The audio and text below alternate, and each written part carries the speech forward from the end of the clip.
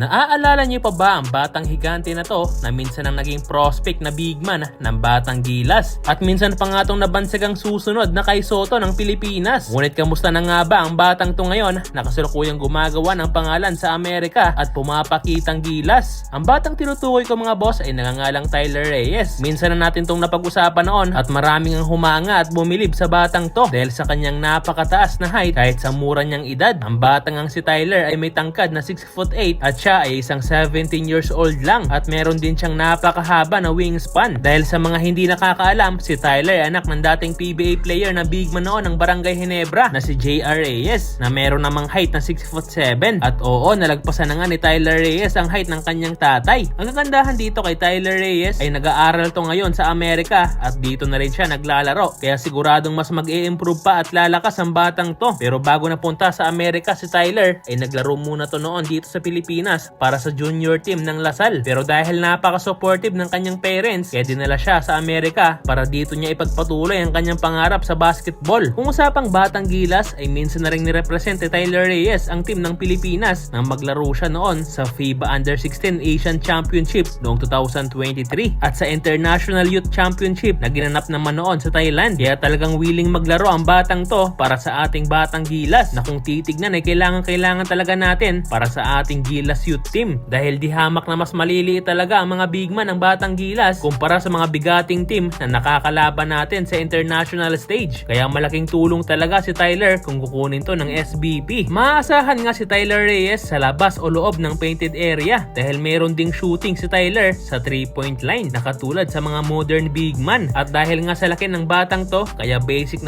lang sa kanya makipagsabayan sa ilalim kahit mas malaki pa sa kanya ang kanyang nakakabantayan. Kasalukuyan niyang naglalaro ngayon si Tyler Reyes sa Amerika at ang pagkakaalam ko ay nanggaling pa to sa injury. Kaya matagal rin tong walang balita sa batang to. Pero sa kanyang latest video ay pumakitang gilas nga to kung saan nakapagtala siya ng 12 points, 8 rebounds with 5 blocks kung saan dinumina nga niya ang ilalim at nagpaulan pa siya ng 3. Ito nga't panoorin natin ang kanyang mga highlights.